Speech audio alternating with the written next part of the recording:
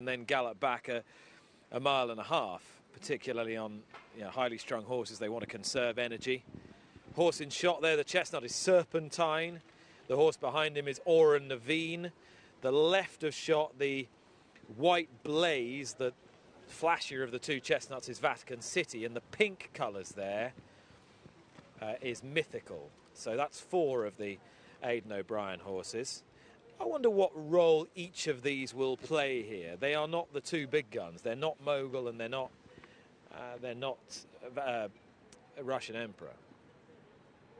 Yeah, I think Serpentine is the one. Often an Aidan O'Brien horse goes forward, either leads or presses the pace to ensure that it's honest, because Ballydoyle often want the race to be an even test and a fair race, because they tend to have the strongest stayers and quite often the classiest horses, and so that's what they often want. And given that Serpentine raced clear at the Curragh when winning last time out, I suspect that he's one that could go on and set the pace early. And if we're to debunk Derby myths of the modern era, let's debunk the if he's running that many he hasn't got a good one myth, or hasn't got the winner myth, because Anthony Van Dyke was not the first string last year, and nor was Wings of Eagles 3 years ago. No, neither of them were, and mob-handed, I think, Ruler of the World wasn't the first choice either, was he? He wasn't, because Ryan Moore was not the stable jockey at the time when Ruler of the World won.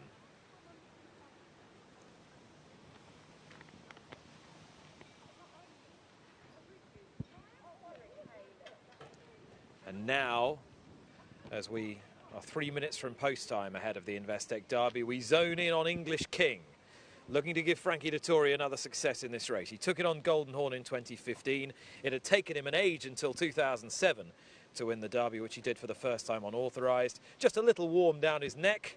There's that Camelot Manger coming through, and he's got quite a playfulness and natural exuberance about him, but he's certainly not doing anything that would worry you. No, he isn't, and you link it back to that Manger line, and they're just sort of free sweating horses, a lot of them. That's their nature, and if that comes through in a Camelot like it did in so many Mangers, it wouldn't worry you too much. He was really impressive in the Lingfield Derby trial. I know there wasn't loads and loads of depth to that race, but the horse that he beat came on and ran well in a Queen's Vase at Royal Ascot, behind an Irish Derby winner in Santiago, and you just had to be impressed by the way that he went through that race. The way that he came down the hill at Lingfield on a left-handed turn as well would have to give you lots of encouragement for this race. And I think Ed Walker has said that's the reason that they ran him in that race, was that he feels it's the ideal trial because of the something similar to this unique test. Owned by Bjorn Nielsen, it's been his lifelong dream to have a Derby winner. Could he have a Derby winner and a Gold Cup winner in the same year? That would be quite something. 2 very special horses that he owns at the moment. English King and Kamiko are inseparable at the head of the market. And normally, the absolutely dominant storyline coming into a Derby is, will the Guineas winner stay the trip? But this Derby is compelling enough, absorbing enough, that it's by no means the only storyline. Let's talk about it though, Chris. Well, he was a smart winner of the 1,000 Guineas, and he won it in a strongly run mile in the manner of a horse that should be absolutely fine stepping up in trip. But will he be fine stepping up quite as far as this? You can read his pedigree in a way that makes you believe that he will, and you can see how, as a horse, he might give himself every chance of staying the trip. But I think it's a doubt in a field of classy, strong stayers, horses that are going to improve plenty. He's got the best form in the book as it stands, but a lot of these look like surefire improvers for the step up in trip. If he can match his Guineas form in a Derby over this far, then he's going to be right on the scene. But it's far from a given. I'd love to see him do it, because you just want to see that kind of thing happen, don't you? A Guineas winner go on and win a Derby. But I think it's a big enough ask. It's one of those things that you kind of look at it as either a racing fan or as a punter, and you can take 2 different views on it. As a punter, you're kind of thinking at 11-4, there's just a little bit too much to prove in terms of stamina, to my mind, to want to back him. Kamiko 11-4, English King 100-30, Russian Emperor 6-1, Mogul 7, Vatican City 9-1, and there is Kamiko. Oisin Murphy has just slipped his feet out of the irons to keep him nice and relaxed, and it's working the trick at the moment. Incidentally, the last horse to do the double was Camelot, the sire of English King, ironically. Russian Emperor 6-1. Is shorter in the betting than Mogul. It was interesting. Mogul was joint favourite almost for this race yesterday. He's now twice the price he was, and his stable companion, ridden by Shamey Heffernan, looking for a second consecutive double, is 6-1 third best. Yeah, he was the horse that I think both of us liked at the prices, wasn't he? Russian Emperor. In the paddock, we were both taken by Mogul, but Russian Emperor, he should really be suited by the step up in trip. He looks like a horse that's going to improve for the distance. His dam was a 4-time Group 1 winner in Australia up to 10 furlongs. He's by Galileo, and he saw his race out very strongly at Ascot to win the Hampton Court, and I think that was a good race. He beat First Receiver, a progressive horse who'd won at Kempton the time before, and Berlin Tango, who'd beaten Pile Driver in the Classic Trial at Kempton the time before, in third. The time was good. He's up and running and hard conditioned for this. He's already got a couple of runs under his belt for the year, and I think he's got a really good chance, and I think he's an improve at the trip. He's sort of my selection for the Derby, but it's just an intriguing race from so many different angles. And they're loading quite quickly here, and we're not too far past post time. Very good job done. We've got about 6 left to go forward, and 6 is the magic number for Aidan O'Brien, because he fields half a dozen here as he seeks yet another victory in the world's most prestigious race. And Mogul will be one of the last here. Will it be another for the master of Ballydoyle? Will Kamiko become the first since Camelot and emulate See the Stars and Nash one by adding a Derby to a Guineas? Or can English King make it a season to remember for owner Bjorn Nielsen? He's down to the inside under Frankie Dettori, the yellow cap. The 2020 Investec Derby, 16 of them lined up. In the 2020 Investec Derby, English King going a bit left, leaving the starting stalls. Emissary was a bit slow to stride. On the sharp end early on is Serpentine in the grey jacket with Khalifa Sat. Highland Chief is up there and pulling pretty hard. Kamiko is right there as well, racing quite freely too. Gold Maze is close to the pace. In the red jacket, Max Vega. In the purple, Auron Navian. And they're followed further back in the field then by Worthily. And also in the dark blue by Vatican City and Russian Emperor. Mogul in the blue and orange jacket towards the inside, followed up the inside by English King. Pile Driver might have got a little bit of a knock, and then Worthily's right out the back of the field, as leading the way is one of the Aidan O'Brien runners, Serpentine. Serpentine leads from Khalifa Sat in second place. In third, Auron Navian round the inside of Max Vega. Kamiko is back in fifth. Then in sixth is Mogul, followed round the inside by English King. Out wide a Gold Maze. They're followed back by Vatican City with the White Blaze. Then Russian Emperor on the inside.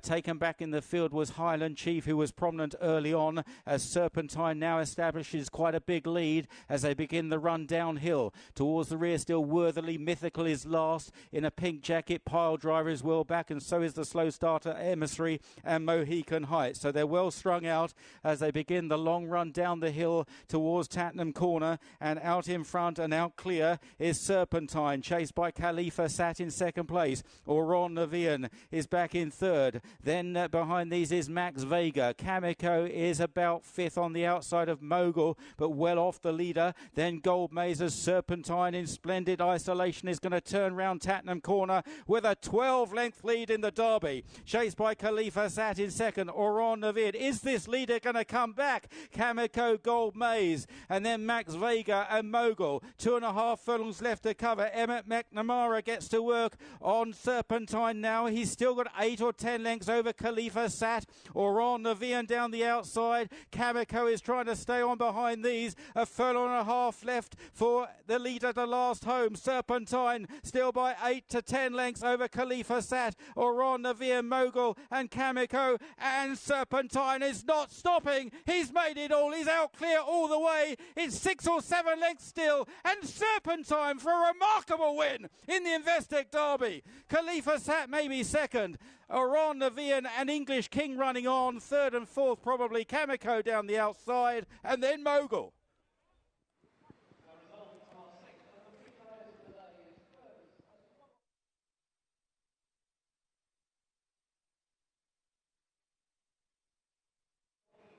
Well, When it comes to Ballydoyle in the Derby, you now expect the unexpected.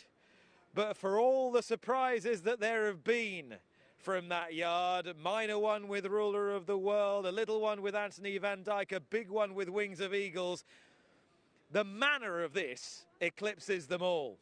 Because this is Serpentine, who has just blown the field apart. Well, well, well. It's another victory for Aidan O'Brien in the Derby. It is a barnstorming victory for Serpentine and a first success in the race for Emmett McNamara. All these yeomen of Ballydoyle, day in, day out, getting their days in the sun on the biggest stage of all. And you thought, well, when are they going to get to the horse? And then there was that realisation, 2 down. They're not going to get to him. None of them are going anywhere. He's not stopping. Did they give him too much rope? Or is he simply a very good horse who was enlivened today by a combination of more experience and a pair of cheek pieces? This colt by Galileo has ground them into submission. A terrific run from both Andrew Balding runners. Khalifa Sat, the White Silks, and Kamiko, whose stamina just gave out. And an excellent run from Oran Naveen as well. But I don't know what else to say other than he's just committed an act of grand larceny, McNamara.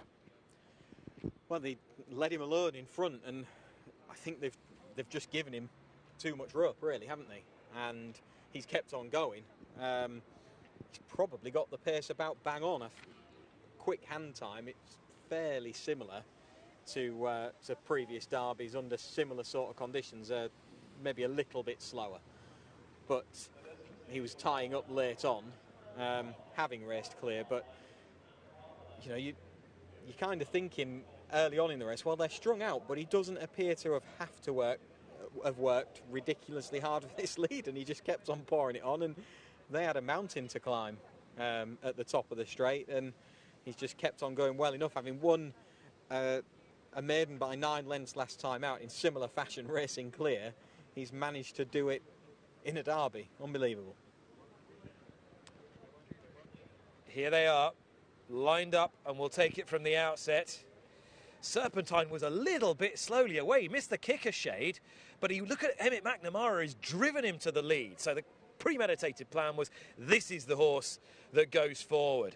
Khalifa Sat has been close and attending the pace, and the fact that he has come through and run such a bold race himself suggests that they're about getting the fractions right, these front 2 jockeys. Yeah, I think they are, and I think part of the reason that maybe it's happened is that a couple of the horses that were immediately in behind in that pack were just in danger of being quite keen very early on, and so the riders were just taking them back to try and get them to settle, try and get a lead off something. And as they're all taking back and trying to get a lead off, eventually, I think it was Aaron Naveen that gave them that lead and allowed them to drop in behind him. These other 2 are just allowing to stretch away and gain some fairly cheap lengths. Oran Naveen, if you like, the purple and white colours, he's almost like the false pacemaker. As Serpentine is setting the pace that is the true, honest, even gallop for the Derby. You wonder if the other jockeys are thinking Oran Naveen's about the right horse to be tracking. You're right. Yeah, I think that looks to be what's happened. There's several of them further back in the field that take a grip at various points of the race that you're sort of watching, you're thinking, well, normally, if something's racing clear like this and they're going far too quick, nothing's pulling in behind. But a few of them were, and it was getting a little bit rough and messy as people were taking back. And all the while, Serpentine is just rolling along. If you've backed Pile Driver, Mohican Heights, Emissary, worthily, you've never had any chance at all. None whatsoever. Highland Chief likewise, Russian Emperor, all way back. English King was